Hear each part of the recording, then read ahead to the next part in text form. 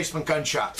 So, it's been a while since I've done one of these, and something came into the shop the other day for a quick look-see to see, what condition it was in and everything else.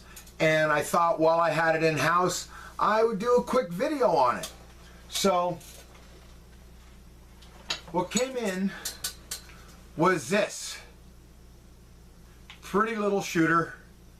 And I say shooter because this is not a collector's item. This is, from all the research I've done, people I've talked to and everything else, this is an armorer's rebuild. A lot of interesting marks on this gun, and I'll put pictures of those marks up as the video goes along. So I'll be honest, I know almost nothing about German Lugers. I know they're out there.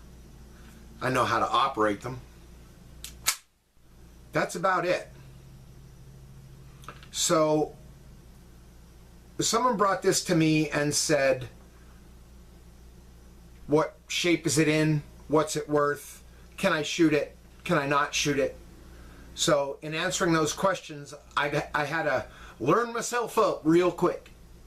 So cruising around the interweb, found out what pretty much all the markings on the gun mean.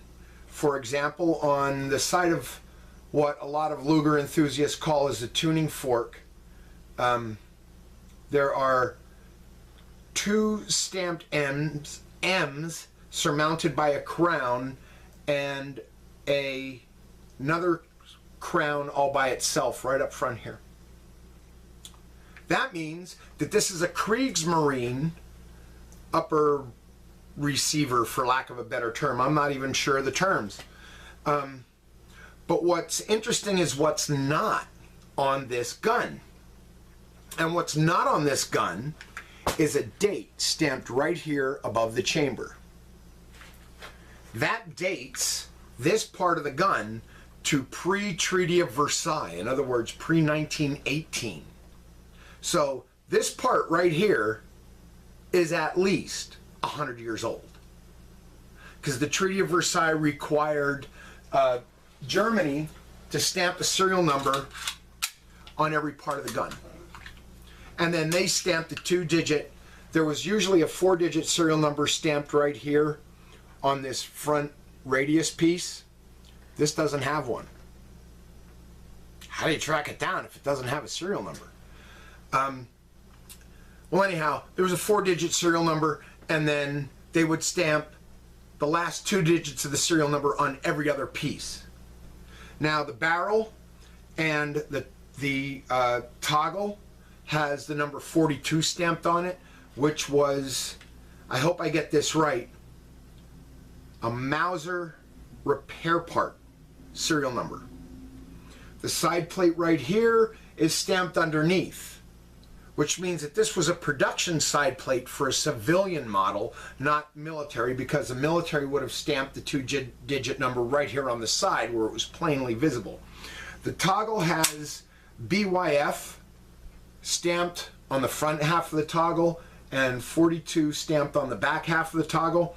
As I understand it, BYF was what Mauser turned into after World War II. There's a 33 and Galaden right here stamped on the extractor. The safety has Gesichert, G-E-S-I-C-H-E-R-T, however you pronounce that, which means safe, stamped on the side. The writing dates this part of the gun, the frame, what I would refer to as the frame, dates that to the 40s. There is an eagle, the number 36, I believe, 66, surmounted by an eagle, also stamped on the barrel. It's very small. I'll put a picture of that up. The magazine is just an aftermarket Mekgar magazine, according to the guys at my local shop. So I'm not going to break this down, because if you want to see how to field strip a Luger or how to detail strip a Luger, there's a metric butt ton of videos available out there on YouTube, so I'm not going to waste your time with that. But this thing was kind of in rough shape. It was pretty dirty. The trigger was impossibly hard to pull, and kind of worried about that. Now it's just slick as butter. After I peeled it all apart, cleaned out probably 50 years of gunk, and oiled it up. I did take it out and shoot it. I was surprised at the recoil and the recoil impulse that hits your hand. I kind of thought it would be gentler than it actually was. It's definitely not like shooting a second generation or a third generation or fourth generation Smith & Wesson autoloader. It's definitely not like shooting a Glock. But what overwhelmingly strikes me about this gun is the history. Now, this is a Kriegsmarine upper receiver chamber. One of the guys at my local shop who knows a lot more about Lugers than I do, looked at this barrel, which is completely clean of any marks, and said, well, that's definitely an armorer's rebuild, because you can't rebarrel these without geeking them up, without the proper tools. The only place you're going to find the proper tools are more or less at the factory. So this was more than likely reassembled for the civilian market after World War II, but not stamped with a date, by someone at one of the factories where these firearms were produced. But seriously, 100 years old.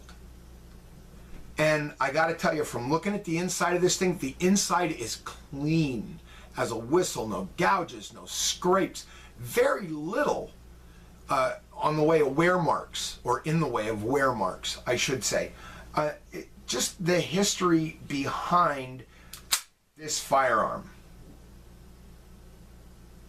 is, to me, who's a history nut, just what has this gun seen? Was an American soldier on the business end of this gun at some point in time?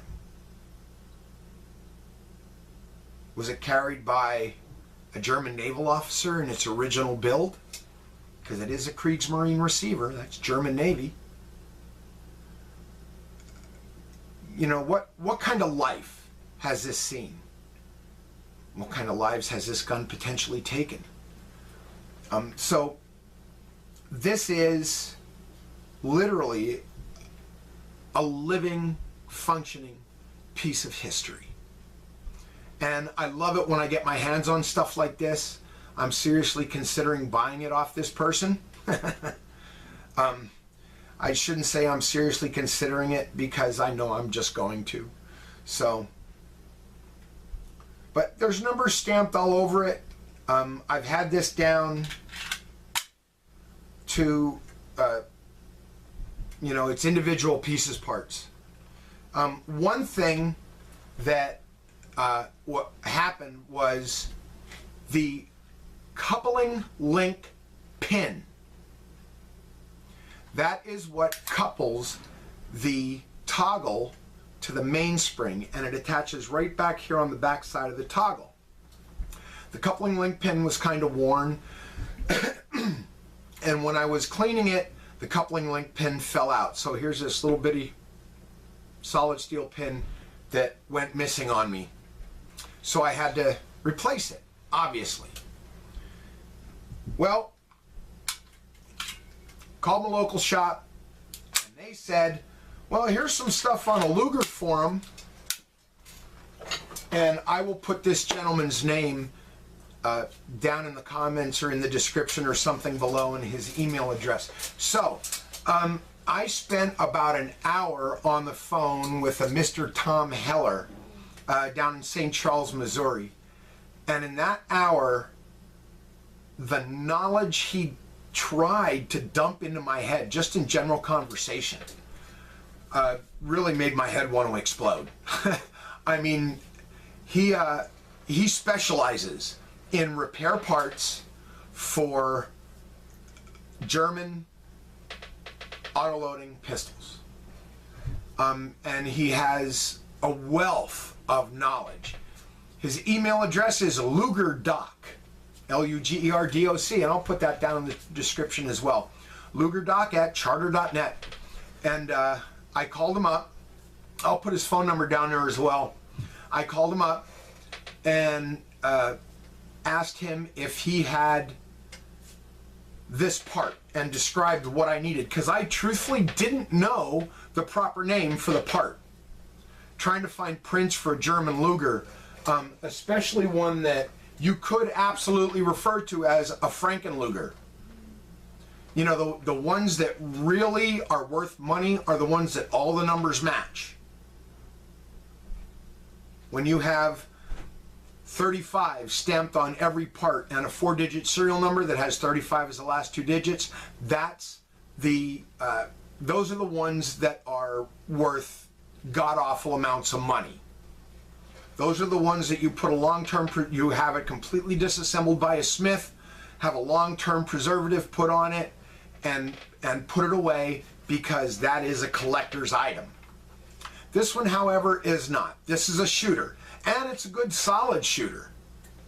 Having shot it, taken it out, I ran about 20 rounds through it because I couldn't stop myself. And I took 20 rounds, so I'm there, might as well shoot it. But I was shooting a gun that has parts in it that are over 100 years old, and I was just amazed at how well everything in the gun functioned. At a minimum, you could probably date this rebuild to pre-1950. So this rebuild in and of itself would be 1950, 67 years old. And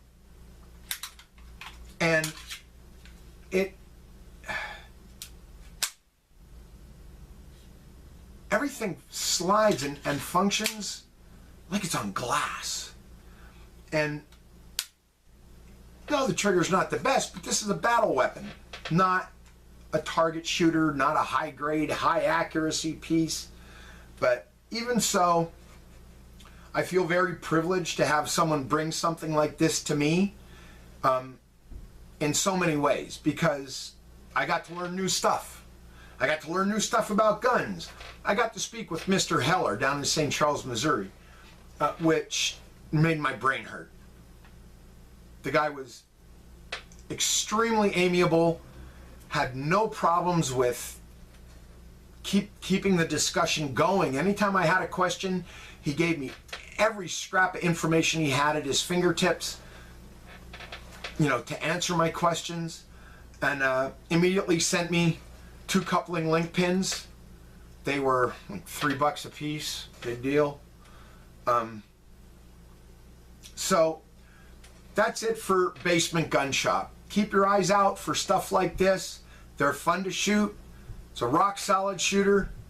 And I just want to thank the person, if he ever sees this video, I just want to thank the person that brought this in for me to go over and basically get a value on it. Value on this, $500-600, okay? Because parts of it are 100 years old plus. So that's just,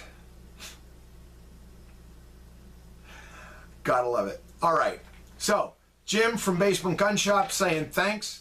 If you like the channel, like it, subscribe, even better. And until next time, stay safe, keep shooting.